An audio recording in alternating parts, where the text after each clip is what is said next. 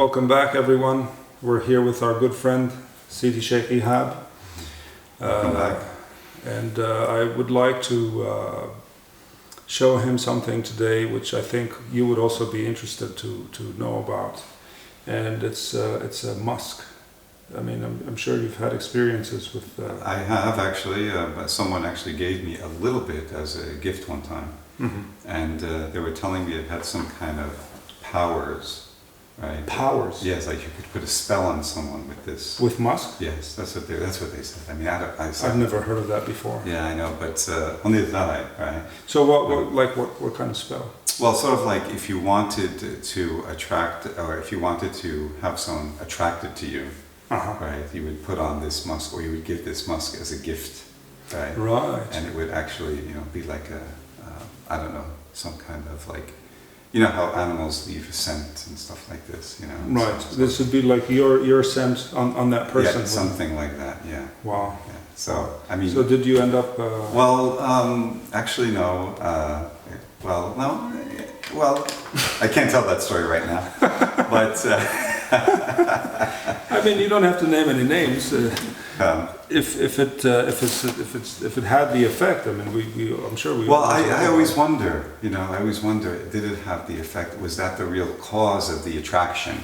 I mean, you're not currently married to the person, are you?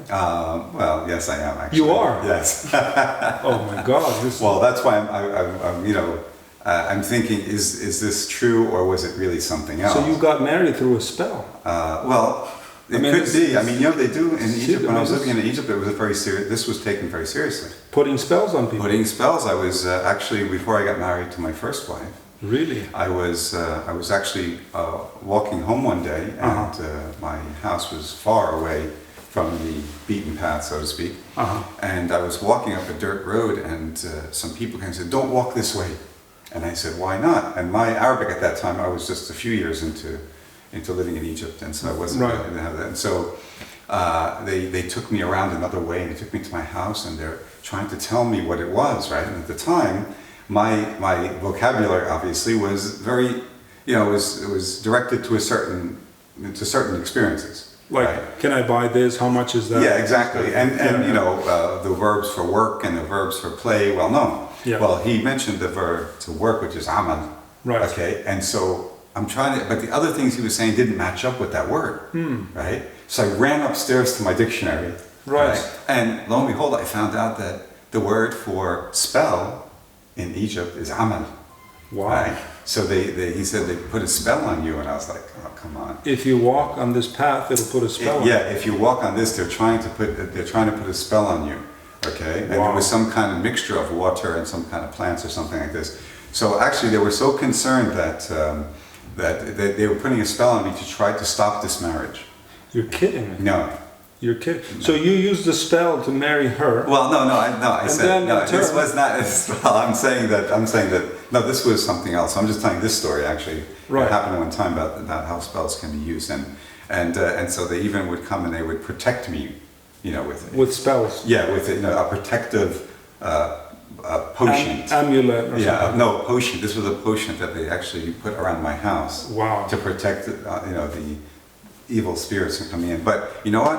Coming from the West, of course, I laughed at this stuff. But no, wait a minute. Now you said that you first used the spell, the musk. You used the musk. I didn't exactly say I used the musk. I said that someone gave me a gift. Of musk. Of musk. Right. And they were saying that this musk, afterwards obviously, saying that this musk had a certain power. On you? Yeah. So that's why you got married to her? Yes, exactly. So your wife is the one who married you via this musk? Yeah, well, this was the story, but I mean, who knows if that story, because I'm always thinking, well, I'm sure there are other things, obviously. I could... If that's true, I could marry anyone. I have a lot of musk. Yeah, but you said that. You said that it depends on what the person's skin and body. No, if it I didn't know about the spiritual aspect. Yeah, I know, but I'm not sure if this is spiritual or not. I don't know why. It's kind people of getting married. Because these things are kind of, they're kind of, abstract, right? You can't put your finger on it. Is this what it was? It's just destined to be. It's just destined to be. And maybe the musk, maybe that enhanced that. That destiny. That destiny. I'm not Wow. sure. Yeah. That's quite a story. It is actually. I have many of those. Believe me. No, I mean, living in Egypt, I have many of those stories. I would like to hear. And actually, coming from, like I said, coming from the developed world, when you think, oh, this stuff is a bunch of, you don't believe it. Am I ready for something here? I mean, unless you want to, like, I mean, I'm not looking to marry you. See? Let's hope not. I will tell you right now. No, let's hope not. This is only an olfactory musk. I mean, I never heard anybody tell me that this would do anything like that. So Okay. Please, I mean, Okay. don't worry. I'm not taking it personal. I'm not taking it personal.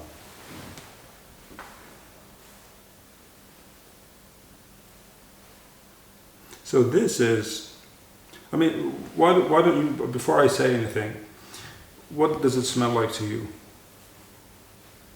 It smells like my first impression of it is an animalic, sort of like with a fruity undertone to it. Right. Okay. Or maybe the opposite. Maybe the fruitiness is an overtone. Is overtone, yeah. And the animalics is the undertone. Yeah, it's the undertone. Yeah, yeah. That's what it seems like to me initially. What type of fruit comes to mind? I think to me it's sort of like pears. No, not pears. No, not pears. No, sort of lemony-ish. I think. Lemony. Like a lemony. Like a citrus. Yeah, like citrus. Yeah. Wow. I mean, if you isolate the two components, there's only two ingredients. It's only like vintage Mysore sandalwood from the early 1980s, which we have sold before as Mysore 1984 on our website.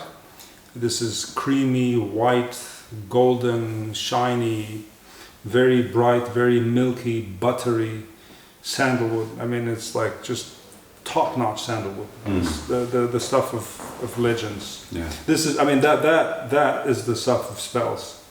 Yeah. The sandalwood that I put in here is like this gorgeous, phenomenal santalum, like from Mysore.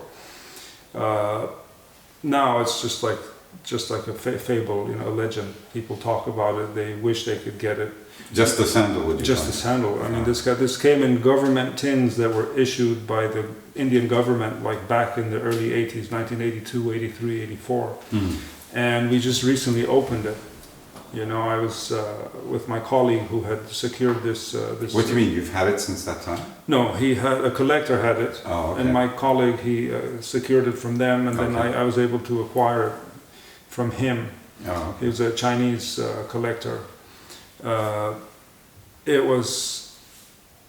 I mean, you want to take a look at the color? I mean, of course, it would be nice. But that's the sandalwood. This is the sandalwood. However, this is. I mean, it doesn't look like this, right? Okay. It doesn't look like this. If you see the sandalwood by itself, it's just a transparent, like yellowish, almost like it's not golden, almost like what do you call it? Like argan oil, for example.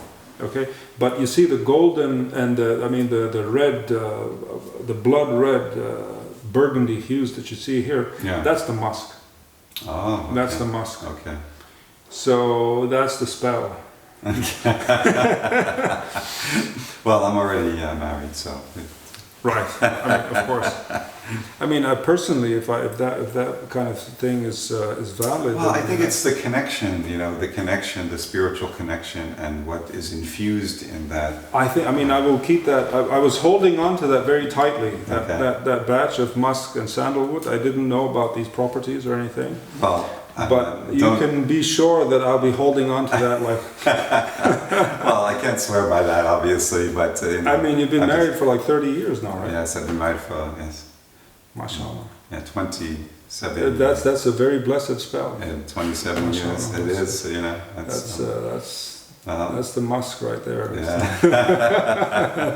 Well, everything is by intent, isn't it? And musk is actually the way it was intended, naturally, is that musk is there for mating, for procreation.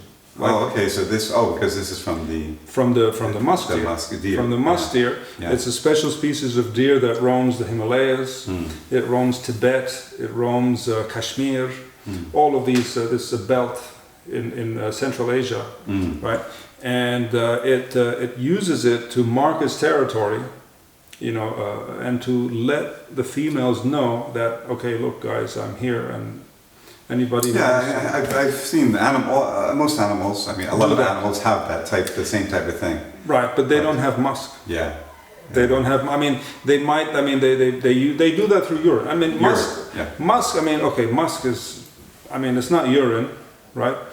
But something about it and the way that it is dispersed in the wild is somehow connected to urination. It's like if I give you, like, if we move on to the pure musk, right, without any sandalwood, I'd like to see what you think of the smell of that. Okay. I'd be very curious actually to see what adjectives would come to mind. This is the pure musk from the musk Deer. Deer. Okay. In Siberia. In Siberia. So this is it any other place or just Siberia? Of course. We have musk in Nepal. We have musk in the Himalayan mountains, in the Himalayan region of India. Okay. Okay. Traditionally, and we also have it in Tibet. But traditionally, the most legendary type of musk is Tonkin musk, which is a province in Vietnam. And you would say it Dong Quin, and they anglicized it by saying Tonkin, right? Tonkin musk is now no more. I haven't heard of anybody who has it. I don't think the deer even exists at this point. Oh, okay. But it would be illegal and not ethically harvested, such as this one. Okay. So this is the. This is pure musk and ethanol. This is a straight up tincture of musk grains.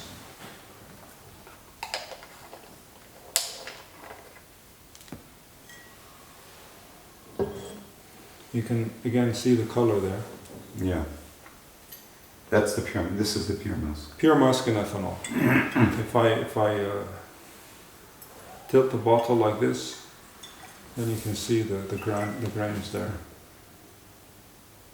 Well, you can definitely, it's very animatic, that's for sure. I mean, Yeah. you can definitely, very distinct. I mean, if I was a female musk deer, I'd probably be very attracted to this.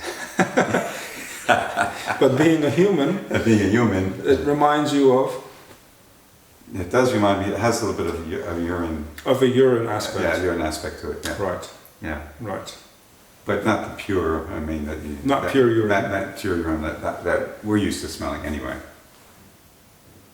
There's something, I get like a candied smell.